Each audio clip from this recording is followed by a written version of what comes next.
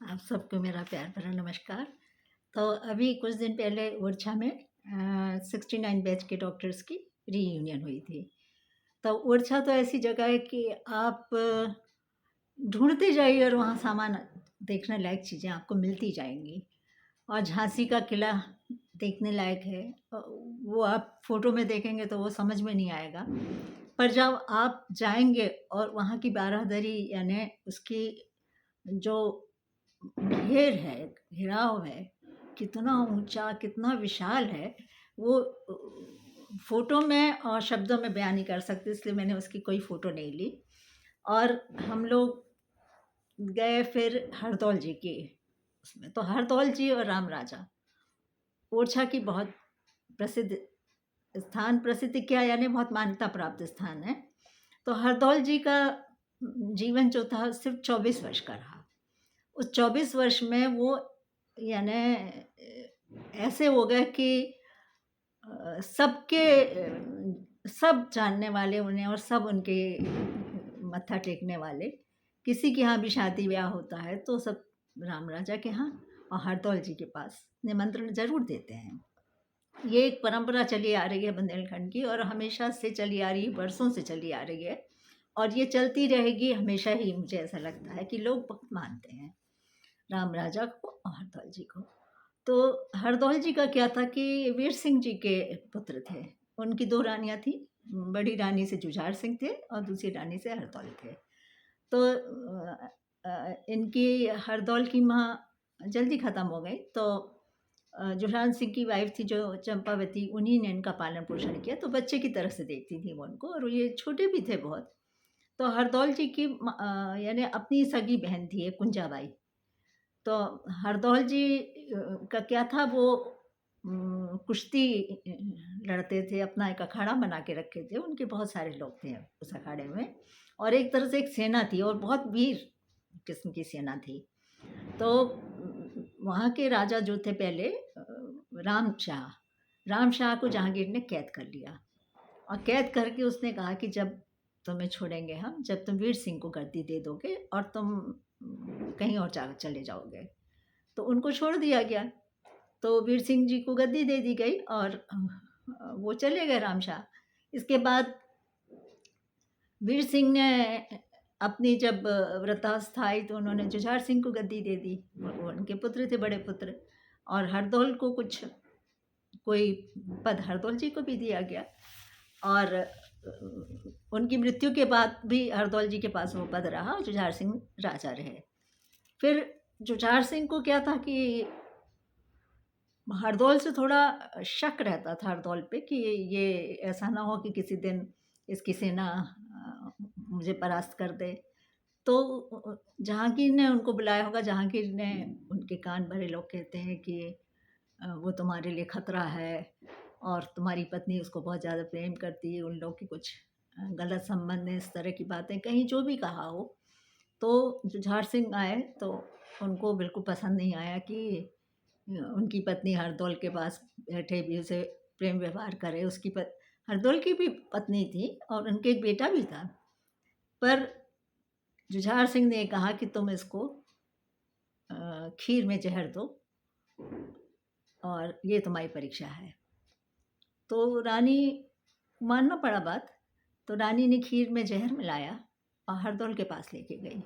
तो हरदौल ने कहा कि भाभी आपने क्यों तकलीफ़ की, मुझे ही बुला लेती और मेरी मनपसंद खीर बनाई आपने तो।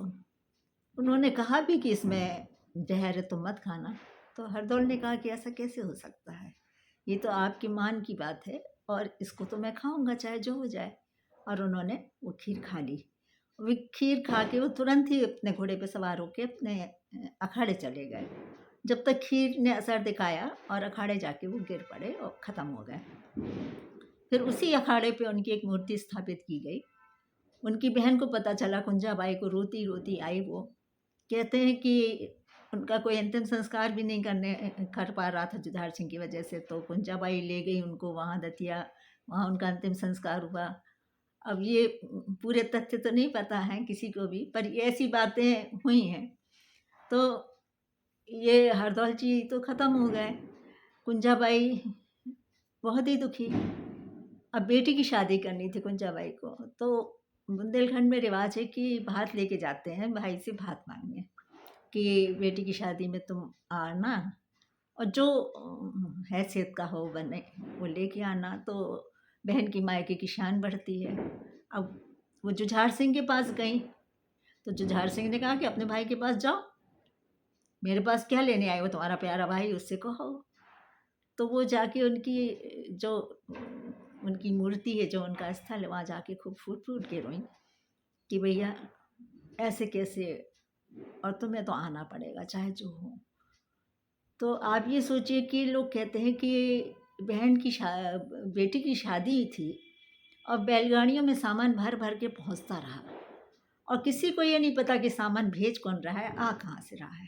तो ढेरों सामान आया और बहन ने कहा कुंजाबाई ने कि मेरे भाई ने भेजा है।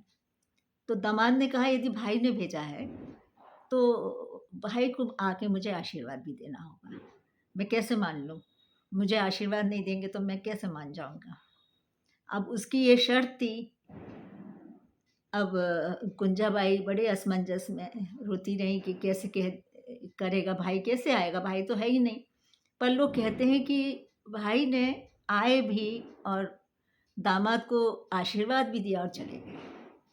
तो तब से ये बुंदेलखंड में रिवाज है कि जब भी आपके किसी के भी संतान की शादी होती है तो वो लोग पहले राम राजा को और दूसरा निमंत्रण हरदौल जी को देते हैं और कहते हैं कि निमंत्रण देने के बाद आपके घर में किसी चीज़ की कोई कमी नहीं होती, आराम से शादी हो जाती है, लोग खुश होके जाते हैं, सारी व्यवस्थाएं निर्विघ्न संपन्न हो जाती हैं। अब ये कहने की बातें हैं, पता नहीं कितना सच है कितना नहीं, पर ये एक परंपरा है और बरसों से चली आ रही है और मेरे ख्याल से तो ये बरसों तक चलती ही रहेगी। बुंदेलखंड के लोग बहुत ज़्यादा उनको मानते हैं और राम राजा को और उनके दोनों के लिए अब तो चंद्रशेखर आज़ाद की भी वहाँ प्रतिमा है, वो 7-8 तट उन्हीं का, जहाँ वो छुप के रहे थे काफ़ी समय अंग्रेज़ों से। तो इस तरह से मिला के देखा जाए तो ओरछा तो जैसे कोई खजाना है, आप चले जाइए तो घूमते रहिए और आपका मन नहीं भरेगा। ओरछा है और दतिया है और झांसी है, झांसी का जो किला है, और दतिया में भी ताम्रा माँ का दर्शन करना, ये सब इतना हम लोग का समय ऐसा बीता कि कुछ कह ही नहीं सकते कैसे जल्दी से ईश्वर के दर्शन मिले सब जगह। फिर इन लोग के एक फ्रेंड थे डॉक्टर बद्री, उन्होंने अपना फार्मेसी का कॉलेज खोला है पारीछा में। उस कॉलेज में उन्होंने हम लोग को लंच दिया और लंच भी क्या गजब का लंच, यानी सब तरह की चीज़ थी उसमें, बाटी भी थी, बड़ा जो कहते हैं यहाँ पे बड़ा भी था, कढ़ी भी थी, लड्डू भी थे, सारे व्यंजन एक से एक, सब चीज़ें ऐसा लगा जैसे कि किसी ने बड़े प्रेम से बना बना के खिलाई हो। तो हरदौल जी के थोड़े से दृश्य में कैप्चर कर पाई तो वो दिखाऊंगी, और जो रीयूनियन के पूरा तो वो तो पूरा एक एपिसोड क्या 2 हो जाएगा, वो भी बना के बताऊंगी। तो आज के लिए बस इतना ही, फिर आप सबको मेरा प्यार भरा नमस्कार। रूम पे अपना सामान लगाने चले गए थे तो हमने कहा फिर ये तो अचानक बन गया प्रोग्राम, अचानक प्रोग्राम बन गया तो हमने कहा हरदौल जी की, हरदौल महाराज जी की, हरदौल महाराज जी। नहीं ये नहीं है, यहाँ कहीं जाना। अच्छा जो करना कर लो, ये यही करना है तो साबित करेगा, फोन करेगा, यदि भेंट करना है तो साबित कर जाएगा, तो भेंट कर दो ना। याद कितनी मंदिर देखती हैं, कहाँ तक याद रखेंगे।